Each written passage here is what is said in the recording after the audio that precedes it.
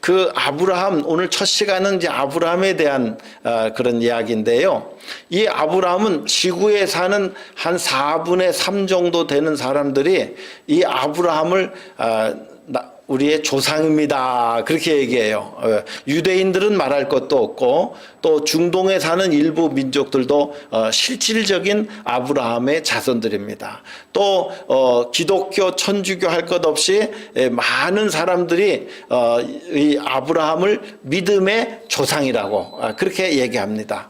또 무슬림들도 또 우리 믿음의 선조라고 그렇게 이제 고백을 하고 있어요. 그러니까 우리가 따지고 놓고 보면 영적으로나 육적으로나 지구의 거의 대부분의 사람들이 아브라함을 우리의 나의 조상입니다, 그렇게 얘기하고 있어요. 왜 그렇습니까? 그것은 아브라함이 자랑스러운 삶을 살았고 본받을 만한 삶을 살았고 또 귀감이 되는 삶을 살았기 때문에 바로 이 아브라함을 이제 나의 조상이라고 이렇게 자랑을 하고 있는 것을 알 수가 있습니다.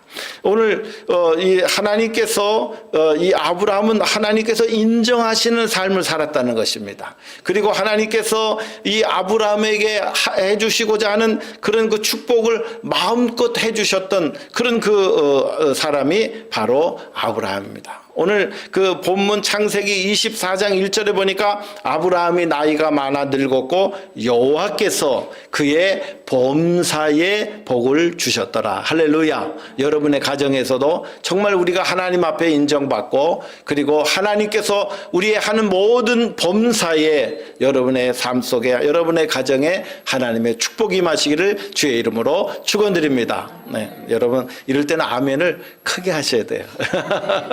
할렐루야. 네, 아멘을 크게 하셔야 돼요. 왜냐하면 아멘을 하는 이유, 제가 이게 몇 년 전 동안 이렇게 쭉 설교를 제가 유튜브에 올려본 적이 있는데요. 그 중에서 1번 그 제일 조회수가 많은 설교가 아멘하는 신앙이더라고요. 예, 그래서 그 아멘하는 신앙을 제가 이렇게 열어봤는데 보니까 그 사람들이 왜 아멘하는가 잘 모르시기도 하고, 그래서 나중에 제가 그거 한번 설교하겠습니다. 우리가 아멘을 우리가 크게 하시면요, 믿음의 확신이 생기고 또 우리가 믿음의 확신을 가지고 고백할 때에 하나님께도 영광이고 아멘할 때 그 내용에 대해서 하나님께서 실질적으로 우리 가운데 역사해 주시는 것을 알 수가 있습니다. 할렐루야. 네. 자, 이 아브라함은 처음부터 위대한 삶을 살았던 것은 아닙니다. 그래서 이 아브라함이요, 맨 처음에는 좀 별 볼 일 없었어요. 그런데 이 아브라함이 살아왔던 그 여정 가운데 보면 상당히 좀 어려운 여정의 삶의 여정도 있었는데 이 사람이 하나님과의 관계성 속에서 하나님에 대한 믿음이 변하면서 그가 하나님께서 주신 모든 시험을 잘 통과하고 그가 하나님 앞에 거룩한 축복도 받고 또 오늘의 말씀의 핵심은 뭐냐면 믿음의 축복의 사명자라고 그랬어요. 축복의 그 사명을 이루어가는 그런 사명을 감당하게 하는 것입니다. 그림 한번 보여주시겠어요? 거기 보면 이 아브라함의 원래 고향은 이 하란이라고 하는 갈대아 우르라고 하는 이곳에서 이제 그의 생애가 시작되었습니다. 그래서 맨 처음에 여기서 이제 하나님의 부름을 받고 그리고 이제 가족과 같이 함께 올라가는데요. 거기에서 어디에서 머물렀냐면 그 맨 꼭대기에 있는 네모친 하란이라고 하는 장소에 거기서 머물러서 아버님이 데라가 돌아가실 때까지 거기에 머물러 살았습니다. 그러다가 이 아버님이 돌아가시고 나서 하나님께서 다시 이 아브라함을 부르십니다. 아브라함아, 내 본토 친척 아비집을 떠나 내가 내게 지시할 땅으로 가라. 또 그 하나님의 부르심을 받고요, 자기 조카 롯만 데리고 그리고 이제 가나안 땅으로 이렇게 내려오는 굉장히 그 멀고 먼 여정의 삶을 살았던 것이 이 아브라함이었습니다. 그래서 하나님께서 아브라함을 맨 처음에 부르셨을 때에 이 아브라함은 머뭇거렸어요. 하나님의 음성을 들었을 때에 내가 이걸 꼭 순종해야 되나? 이렇게 갈등이 좀 그 안에 있었던 것으로 보여집니다. 또 이 아브라함은 우여곡절 속에 하나님께서 주신 그 약속을 말씀을 듣고서 그리고 가나안 땅으로 가기를 시작했습니다. 가나안 땅으로 갔는데요, 하나님께서 내게 축복해 주시라 한 그 땅이 마침 뭐가 있었냐면 가뭄이 일어납니다. 여러분, 우리가 하나님의 말씀대로 순종하고 살아가려고 결심했는데 어떤 분들은 더 큰 어려움들을 경험하기도 합니다. 그럴 때는 우리가요, 굉장히 머리를 빨리 이렇게 생각을 합니다. 여기서 내가 살아남을 길이 뭔가, 내가 왜 하나님 뜻대로 살려고 그랬는데 나한테 왜 더 큰 어려움이 있는가, 이런 고민들을 하게 되는 거예요. 그래서 그 가나안 땅에 내려갔다가 그 옆에 아주 나일강변에 풍요로운 그 문명이 있었던 애굽의 소식을 듣고 애굽 땅으로 내려가게 됩니다. 이건 누구의 판단이에요? 아브라함의 판단입니다. 하나님의 인도를 받아 가나안 땅까지 왔지만 거기가 어렵고 힘든 상황에 이르게 되자 이 아브라함은 자기가 판단해서 애굽 땅까지 내려가게 됩니다. 애굽 땅에 내려가서 어떤 일이 있었습니까? 바로 임금이 그 아내 사례가 너무 이쁜 것을 보고 누구냐 물어보니까 얼떨결에 얘기합니다. 우리 제 누이입니다. 그렇게 아내인데도 불구하고. 예. 그것도 사실이긴 하지만 그러나 자기 아내를 바로에게 빼앗길 뻔한 그런 그 모습들도 보입니다. 그것도 한 번이 아닙니다. 가나안 땅에 들어왔을 때 아비멜렉 임금에게도 또 아내를 뺏길 만한 그런 위협을 경험하게도 됩니다. 제가 아브라함을 가지고 성경 공부를 하는데 예수님 처음 믿은 우리 교회 집사님이 옛날에 그런 얘기를 우리 아브라함이 뭐 찌질이네요. 그렇게 얘기를 하더라고요. 그래서 자기 아내도 지키지 못했던 이 찌질이 같은 남자가 아브라함이었습니다. 하나님 말씀 들었을 때 머뭇거렸죠. 어려움 당하니까 자기 생각대로 살기 위해서 애굽으로 내려갔죠. 애굽으로 내려가서 더 어려운 일 당하니까 아내도 내팽개치고 자기 살자고 했죠. 참 인생을 사는데 이렇게 부끄러운 인생을 살았던 인물도 아마 많지 않을 것입니다. 그렇게 정말 부족한 사람이었어요. 또 이 아브라함은 어떤 인물이냐면 하나님께서 그에게 맨 처음에 약속하시되 내가 내 자손을 이제 주겠다. 사라를 통해서 내 자녀를 주겠다. 그렇게 계속 말씀을 하시는데도 이 아브라함은 하나님 왜 안 줍니까? 한참 기다렸는데 왜 안 주십니까? 그러면서 다메섹에서 이제 만나서 키워왔던 엘리에셀을 자기의 상속자로 나는 삼겠습니다. 하나님께서 아무래도 안 주시는 것 같아요 하고 하나님의 그 약속을 믿지 못하고 그리고 자기의 손에서 길리었던 엘리에셀을 이제 자기의 상속자로 삼겠다고 하나님 앞에 항변하고 있는 것을 알 수가 있습니다. 거기 창세기 15장 한번 열어주세요. 이후에 여호와의 말씀이 이상 중에 아브라함에게 임하여 가라사대 아브라함아 두려워 말라 나는 너의 방패요 너의 지극히 큰 상급이니라. 아브라함이 가로되 주 여호와여 무엇을 내게 주시려나이까 나는 무자하오니 나의 상속자는 이 다메섹 엘리에셀이니이다. 아브라함이 또 가로되 주께서 내게 씨를 아니 주셨으니 내 집 위에서 길리운 자가 나의 후사가 될 것이니다. 이렇게 얘기합니다. 그 다음 구절도 보니까 여호와의 말씀이 그에게 임하여 가라사대 그 사람은 너의 후사가 아니라 내 몸에서 날 자가 내 후사가 되리라 하시고 그를 이끌어 밖으로 나아가 가라사대 하늘을 우러러 무뼈를 셀 수 있나 보라. 또 그에게 이르시되 내 자손이 이와 같으리라. 아브라함이 여호와를 믿으니 여호와께서 이를 그로 의로 여기시고 라고 얘기합니다. 여기 보세요. 이 성경 말씀 보세요. 하늘을 보라. 하늘의 별을 셀 수 없을 만큼 내 자손을 주겠다. 자, 여러분 한 3,000년, 3,500년이 지났습니다. 지금 어떻습니까? 지구 인구의 3분의 2가 되는 사람들이 아브라함을 나의 조상이라고 얘기하고 있지 않습니까? 그런데 그 당시에 아브라함에게는 나는 자식이 없어요. 하나님 왜 안 주세요? 하고 발버둥 쳤던 그런 그 상황을 여러분 한번 생각해 보면 아브라함이 그 하나님을 믿었음에도 불구하고 또 어떤 일이 일어나요? 이 사라가 같은 믿음을 갖고 있지 못했습니다. 사라가 자기의 몸종 하가를 그 남편에게 들여보내서 나는 아기를 낳을 수가 없으니 내 몸종이었던 이 하가를 통해서 아기를 낳게 하시오. 그렇게 얘기하니까요. 아브라함이요 그 말을 또 듣습니다. 아이고 하나님께서 나 이제 사라를 통해서는 틀렸나 보다. 하갈을 통해서 나오면 되겠지 생각을 하고 하갈을 통해서 이스마엘 낳았는데요. 그것이 또 가정의 분란거리가 되고 말았습니다. 여러분 한번 생각해 보세요. 오늘 우리가 살아가는 우리의 인생이요, 내 생각대로 내 뜻대로 했다가 실패하는 경우가 얼마나 많이 있는지 알 수가 없습니다.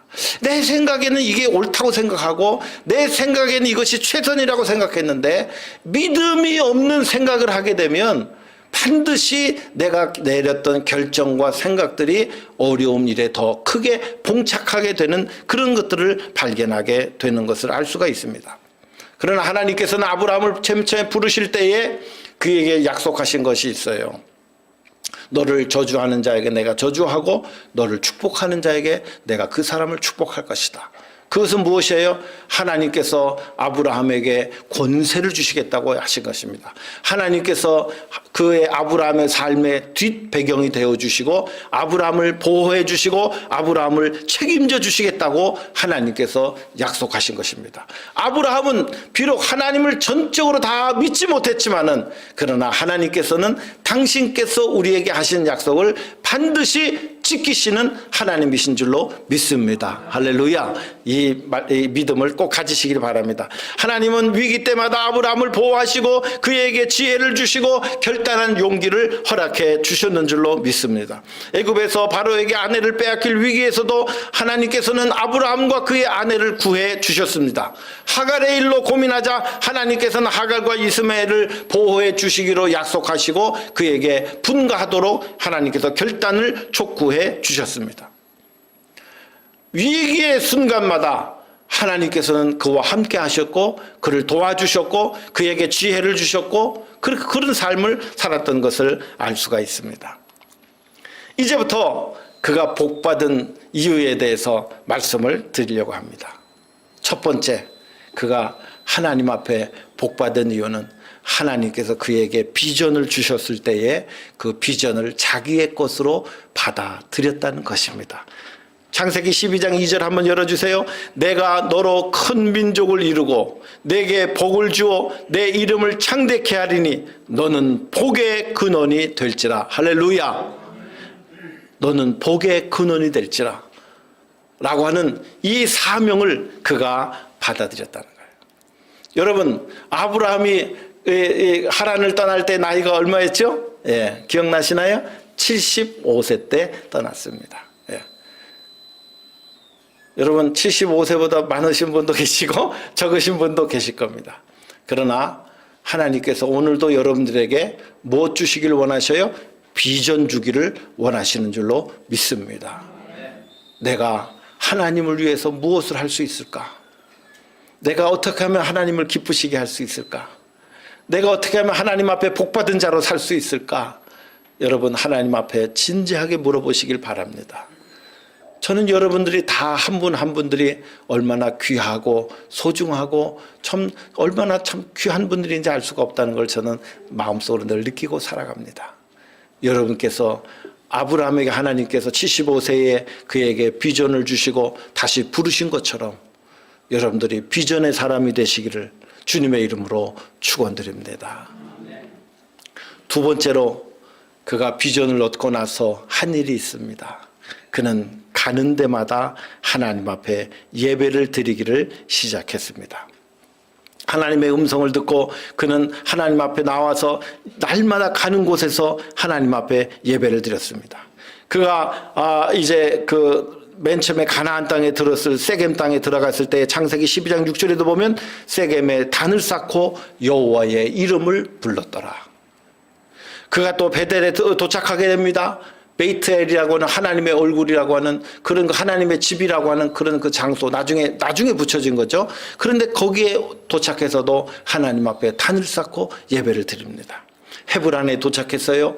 헤브란에 도착해서도 그는 거기서 단을 쌓고 하나님 앞에 예배를 드립니다. 최남단이었던 부엘세바에 도착했을 때도 거기서 단을 쌓고 예배를 드립니다. 모리아에 도착했을 때도 단을 쌓고 예배를 드립니다. 여러분 하나님 앞에 복받는 자가 되기 위해서는 예배를 가장 가장 소중하게 생각해야 됩니다. 우리 교회에 지금 열려있는 예배가 무엇인지 집중하십시오. 하나님 앞에 나오는 일에 집중하시길 바랍니다. 하나님을 먼저 하나님의 이름을 부르는 자들에게, 하나님께서 신약에 보면 주의 이름을 부르는 자마다 주님께서 구원을 주시겠다고 얘기하시고 그의 생애가 부끄러움을 당치 아니하겠다고 말씀하고 계시는 것을 알 수가 있습니다. 우리가 가는 데마다 하나님 앞에 예배를 드리며 하나님을 의지하는 삶을 살았던 것을 알 수가 있습니다.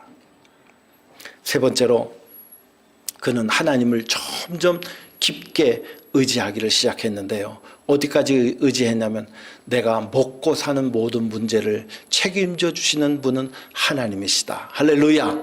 예, 재물의 유혹에서, 재물의 갈등에서 그는 하나님을 믿고 의지하는 마음으로 해방을 받았습니다. 하나님을 믿고 물질의 문제에서 여러분 해방받으십시오. 하나님께서 여러분의 삶을 책임져 주시고 하나님께서 여러분의 삶을 하나님께서 부요하게 하시는 것은 물질에 얽매여서 물질을 우상화하게 만들면 여러분은 하나님의 축복을 경험할 수가 없습니다. 창세기 13장 8절 한번 열어주세요. 거기 보니까 아브라함이 롯에게 이르되 우리가 한 고륙이라 나와 너나 내 목자나 내 목자나 서로 다투지 말게 하자. 내 앞에서 온 땅이 있지 아니하냐. 나를 떠나라. 내가 좌하면 나는 우하고 내가 우하면 나는 좌하리라. 이에 롯이 눈을 들어 요단뜰을 바라본 적 소알까지 온 땅에 물이 넉넉하니 여호와께서 소돔과 고모라 땅을 멸하시기 전이었는고로 여호와의 동산 같고 애굽 땅과 같았더라. 그렇게 얘기합니다. 하나님께서 그 광야 생활 가나안 땅에 살면서 이들은 다 목자들이었습니다. 그런데 하나님께서 그 아브라함과 그 조카를 하나님께서 부유하게 하셔서 물이 모자라 가지고 서로 물을 먹이겠다고 싸우는 거예요. 그래서 이제 이 아브라함이 조카 롯에게 우리는 한 형제인데 한 고륙인데 한 친척인데 우리가 서로 싸우면 되겠냐. 이제 분가하자. 그렇게 얘기하면서 내가 좌편으로 가면 내가 우편으로 갈 것이고 네가 우편으로 가면 내가 좌편으로 갈 것이다. 여러분, 이 말은 무엇이에요?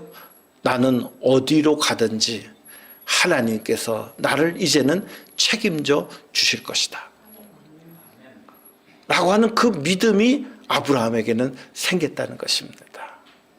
그래서 이 조카 롯이 보니까 저 요단강 그 밑에 소알 지역에 물이 풍부한 지역이 보이는 거예요. 소돔과 고모라 땅이 보이는데 거기가 너무 화려하고 아름다운 곳이었어요.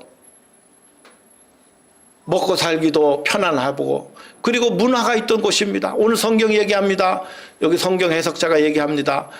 여호와의 동산 같고 애굽 땅과 같았더라.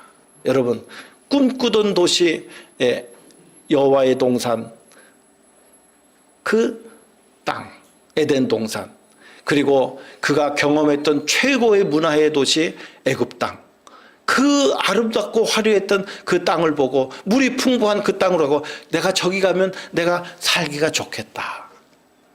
여러분, 그런 생각을 하고 글로 간 거예요. 그러나 그는 거기서 믿음이 없었기 때문에 그 문화를 이겨내지 못하고 거기서 화를 당하고 맙니다. 아브라함은 하나님께서 주신 그 자리를 잘 지켰어요. 가나안 지역을 잘 지켰어요.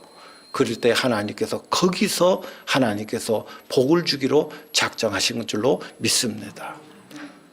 아메리카의 역사를 놓고 보면요, 아메리카는 북아메리카와 남아메리카의 역사로 나눕니다. 그런데 남아메리카가 먼저 유럽 사람들이 들어오기 시작했는데 그 사람들이 들어올 때 목적은 하나였습니다. 돈을 보고 들어왔습니다. 금을 보고 들어왔습니다. 거기에서 잘 살기 위해서 들어왔습니다. 그러나 지금 보세요. 남아메리카의 경제는 아직도 바닥을 걷고 있습니다.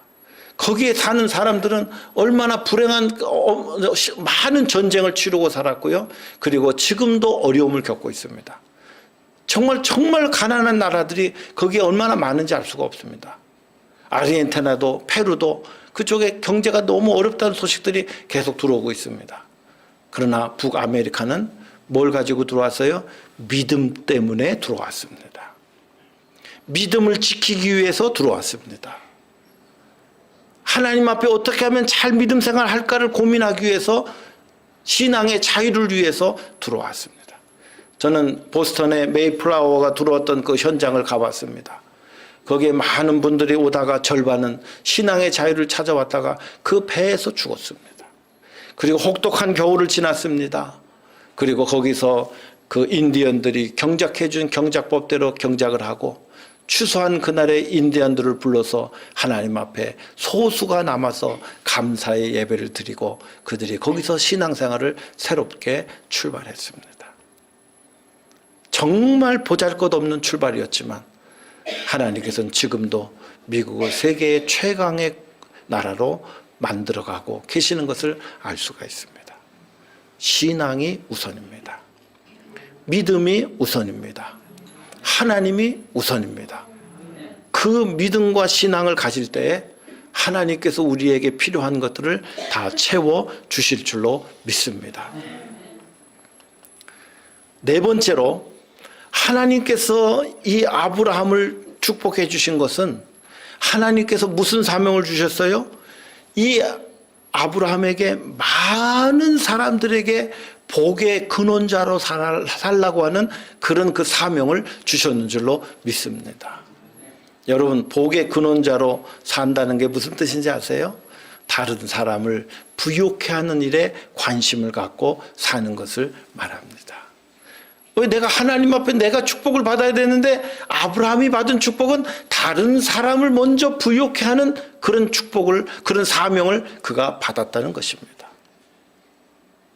여러분, 우리가 예수 믿고 살면서 중요한 것은 내가 먼저 하나님 앞에 복 받는 자가 아니라 다른 사람을 부욕해 하는 사명을 하나님께서 내게 주셨습니다. 여러분, 이런 고백을 할 수 있다고 한다면 이것은 하나님의 마음을 정확하게 읽고 있는 것입니다. 예수님의 마음을 가장 깊숙이 알고 있는 마음인 줄로 믿습니다. 우리가 다른 사람을 전도하는 이유도 단순히 우리 교회를 부흥시키기 위해서가 아니라 그 영혼을 불쌍히 여기고 그 영혼이 하나님 앞에 정말로 복받은 자로 영원한 구원을 얻을 자로 하나님 앞에 은혜를 받을 자로 세움받기 위한 안타까움으로 우리가 몸부림치며 전도하고 그들의 영혼을 우리가 권면하고 살아가게 되는 줄로 믿습니다. 창세기 14장에 있는 말씀 보면 아브라함이 그 조카가 소돔과 고모라 땅에 있는데 그돌라 오멜과 여러 부족들이 연합을 해가지고 이 소돔과 고모라 땅을 치죠. 그래서 그 소돔과 고모라 땅에 전쟁이 임하고 거기서 다 폐허가 되고 모든 사람을 포로로 잡아가고 재물을 다 가지고 그리고 북쪽으로 도망갑니다. 그럴 때 그 창세기 14장 14절 말씀 보니까 자기 집에서 길리우고 연습한 자 318명을 데리고 단이라고 하는 곳까지 그 연합군대를 쫓아가서 연합군대를 기습하고 그 연합군대를 다 파하게 하고 그리고 포로되었던 조카와 그 포로된 사람들과 그 재물을 가지고 다 같이 돌아오게 되는 그런 장면을 바라보게 됩니다. 저는 제가 여기서 말씀드리고 싶은 것은 뭐냐면 이 아브라함이 원래부터 이렇게 자기 집에서 길르고 연습한 자가 318명처럼 많은 사람이 아니었던 것으로 생각이 됩니다.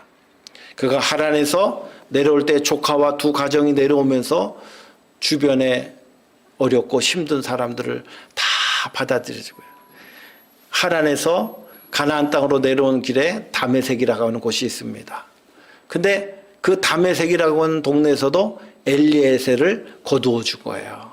그리고 자기의 친자식처럼 그리고 사랑해주고 그리고 그 엘리에셀을 사랑해주고 나의 모든 소유를 그 후속자로 엘리에셀에게 주겠습니다. 자기 자식이에요? 아니죠. 가나안 땅으로 오다가 자기가 거둬준 그런 불쌍한 청년이었습니다. 그런 사람들이 모여서 거기서 모여서 연습한 사람들이 용맹한 사람 남자만 318명을 자기가 책임지고 그들을 보호해주고 그들을 먹여주고 그들이 살 수 있도록 도와주었던 사람이 바로 아브라함입니다. 여러분, 하나님께서는 우리로 하여금 나만 잘 먹고 잘 살라고 우리를 하나님의 자녀로 부르지 않으셨습니다. 우리의 어려운 사람들을 하나님께서 돌보라고 우리에게 아브라함에게 사명을 주셨듯이 우리에게도 사명을 주시는 줄로 믿습니다. 우리 전쟁통에 전쟁 끝나고 어려운 사람들을 바라보면 긍휼히 여기고 불쌍히 여기는 마음들이 있었어요. 그런데 지금은 경쟁이 너무 서로 심해가지고 사촌이 땅을 사면 배 아프다는 식으로 우리가 너무 갈등하고 경쟁하고 다른 사람이 잘 되면 축하해 주는 마음보다 배 아픈 마음이 먼저 생기고 그런 세상에 우리가 살게 되었습니다. 아브라함은 그가 하나님 앞에 복을 받을 때 다른 사람들을 축복하는 자로 하나님께서 그를 먼저 부르셨고 그 사명을 아브라함은 잘 감당을 했습니다. 하나님께서 이 소돔과 고모라 땅을 멸하러 가실 때에 먼저 아브라함을 만나 주셨습니다. 그리고 그 아브라함에게 내가 아브라함에게 숨길 것이 무엇이 있겠느냐? 내가 지금 소돔과 고모라 땅을 멸하러 간다. 거기에 누가 살아요? 조카 롯과 그의 아내와 그 두 딸이 살고 있잖아요. 하나님 앞에 간절하게 하나님 앞에 간구하고 또 간구합니다.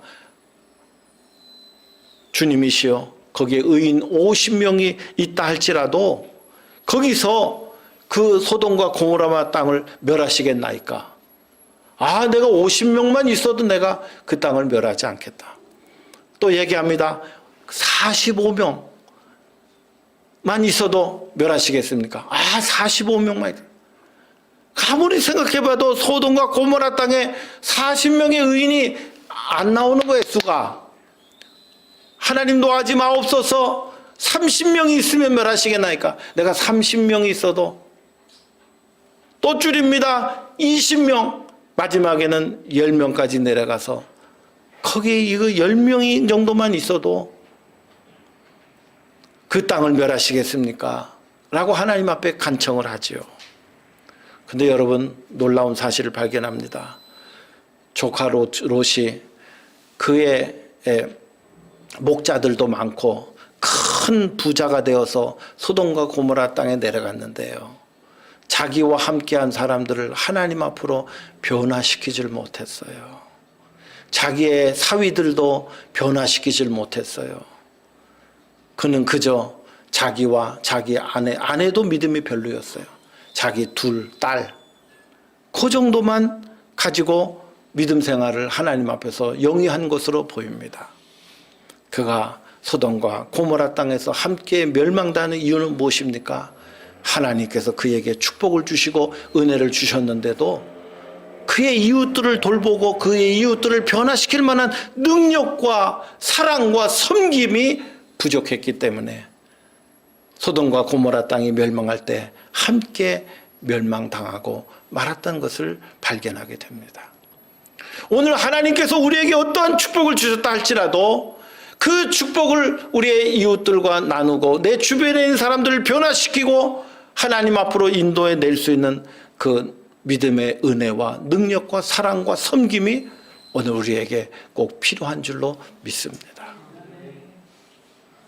여러분, 혼자 믿어서 예수 믿고 천당 가는 거는요, 그거는 정말 초보자의 신앙입니다. 하나님 우리에게 그런 사명 거기까지만 주시지 않았습니다. 아브라함에게 주셨던 축복의 근원자로 살 것을 우리에게도 명령하시고 우리에게도 허락하고 계신 것을 알 수가 있습니다. 마지막 다섯 번째는 그는 하나님께서 내어주신 시험을 잘 통과한 사람입니다.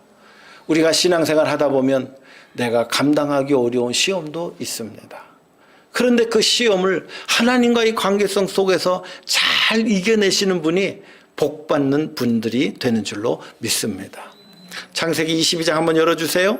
거기 이거 일 후에 하나님이 아브라함을 뭐 하시려고? 시험하시려고. 그를 부르시되 아브라함아 하시니 그가 가로되 내가 여기 있나이다. 여호와께서 가라사대 내 아들 내 사랑하는 독자 이삭을 데리고 모리아 땅으로 가서 내가 내게 지시하는 한 산 거기서 그를 번제로 드리라. 하나님께서 100세 만에 어렵게 아들을 주셨는데 하나님께서 그 아들을 번제로 드리라고 명령하시는 거예요. 아무리 곰곰이 생각해봐도 여러분, 하나님은 약 주고 병 주고 병 주고 약 주고 하나님의 마음이 왔다 갔다 하고 하나님 보다 신뢰성이 없네. 아마 그렇게 생각하는 분들이 대부분일 겁니다. 나한테 자식을 주겠다고 약속해주고 자식을 주시고는 또 그것을 나한테 바치라고 하는 이유가 무엇이냐. 여러분, 하나님께서 여러분들에게 이런 시험을 주셨다고 한다면 죄송합니다. 아마 우리 가운데 많은 분들이 하나님 믿기를 포기했을 수도 있어요. 나는 그런 하나님 안 믿습니다. 주실 때는 언제고 또 달라는 건 또 뭡니까? 하나님 안 믿어버린다고 말해요. 어떤 분들은 밤새도록 고민할 겁니다. 어떤 분들은 금식해보고 결정하겠다고 할 겁니다. 그런데 3절 보세요. 아브라함이 그 다음날 아침에 일찍이 일어나 나귀의 안장을 지고 두 사환과 그 아들 이삭을 데리고 번제에 쓸 나무를 쪼개어 가지고 떠나 하나님이 자기에게 지시하는 곳으로 가더니. 아브라함이요, 아침 일찍 일어나서 순종합니다. 밤새도록 고민했는지 성경에 나오지 않고 있어요. 아침에 일찍 일어나서 내가 감당할 수 없는 거지만 하나님께서 명령하시니 모든 것이 하나님께로부터 왔으니 거둬가 지는 것도 하나님이신 줄로 믿습니다. 그리고 신약에 와보니까 하나님께서 새로운 축복과 새로운 생명의 부활을 주셨을 것으로 아브라함이 믿었다는 거예요. 지금 하나님께서 이 아들을 달라고 하시지만 하나님께서 새로운 아들을 또 이 아들을 살려주실 것이라고 그는 믿고 확신하고 아침 일찍이 나가서 순종했다는 것입니다. 가는 길에 아들이 얘기합니다. 아버지, 불도 있고 그리고 나무도 있는데 하나님 앞에 드린 재물은 어디에 있습니까? 아브라함이 아들에게 네가 재물이야 라고 이야기하지 못합니다. 하나님께서 다 준비해 주실 거다. 그런데요, 여러분, 또 놀라운 사실은요, 그 모리아산에 도착해서 다 단을 쌓고 장작을 쌓고 아들을 결박하는데요, 이삭이 깨달았을 거예요. 아, 내가 재물이구나. 그런데 이삭은 어린아이가 아닙니다. 그때 나이가 벌써 청년의 때였어요. 아버지가 자기를 결박하여 묶을 때에 순순히 순종하는 이삭의 신앙을 발견하게 됩니다. 아버지가 나를 하나님께 제물로 바치려고 할 때 이삭은 아버님의 뜻대로, 아버님의 신앙대로 제가 제물이 되겠습니다. 자기를 하나님 앞에 제물로 드려지는 그 위대한 헌신을 발견하게 됩니다. 그 아버지의 그 아들입니다. 여러분의 자녀의 신앙은 어떠합니까? 여러분의 자녀들을 위해서 눈물로 기도하시길 바랍니다. 하나님 앞에 참된 믿음의 사람이 되기 위하여 목숨까지도 주님을 위하여 드릴 수 있는 믿음의 자녀들로 여러분의 자녀들을 세우셔야 됩니다. 아버지의 말씀을 하나님의 말씀으로 믿고 순종할 수 있는 신앙인으로 우리가 그들을 위해서 울며 기도해 주어야 하는 것입니다. 그리고 이 아브라함은 아들을 결박하여 칼을 갖다가 이 이삭에게 내려치려고 할 때 하나님께서 아브라함아 아브라함아 급하게 2번이나 부르십니다. 왜 2번이나 불렀습니까? 조금만 더 늦었으면 아브라함이 실제로 이삭을 죽일 수 있는 그런 긴박한 상황이었기 때문에 여호와의 사자가 하늘로부터 그를 2번이나 아브라함아 아브라함아 부르십니다. 창세기 22장 12절 한번 열어주세요. 사자가 가라사대 이 아이에게 내 손을 대지 말라. 아무 일도 그에게 하지 말라. 내가 내 아들 독자라도 내게 아끼지 아니하였으니 내가 이제야 내가 하나님 경외하는 줄을 아노라. 하나님을 경외한다라고 하는 건 뭡니까? 내 모든 것을 하나님 앞에 믿음으로 다 드립니다. 오늘날까지 인도하신 하나님을 하나님께 감사와 찬송과 영광을 돌립니다. 모든 것이 하나님께로부터 왔습니다. 앞으로 나의 삶을 책임져 주실 분도 하나님이십니다. 오직 주 뜻대로 순종하고 살겠습니다. 라는 그 믿음의 고백을 통해서 아브라함은 하나님께서 그에게 주신 그 시험을 은혜로 잘 통과되었는 줄로 믿습니다. 말씀을 맺겠습니다. 하나님께서 아브라함을 부르셨을 때에 내가 내게 지시할 땅으로 가라. 창세기 12장 2절에 내가 너로 큰 민족을 이루고 내게 복을 주어 내 이름을 창대케 하고 너는 복의 근원이 될 것이라. 다른 사람을 축복해주는 사명자로 살라고 그렇게 우리에게 명령하고 계시는 줄로 믿습니다. 그렇게 했을 때 창세기 24장 1절에 하나님께서 아브라함이 나이 많게 되고 범사에 그가 하는 일에 하나님께서 복을 쏟아 부어주셨다라고 성경은 증언하고 있습니다. 참으로 복된 자는 나만 잘 먹고 잘 사는 자가 참된 복자인 자가 아닙니다. 그 이름이 널리 퍼지는 것은 정말로 다른 사람을 부욕해 하는 그런 그 믿음과 신앙을 갖는 겁니다.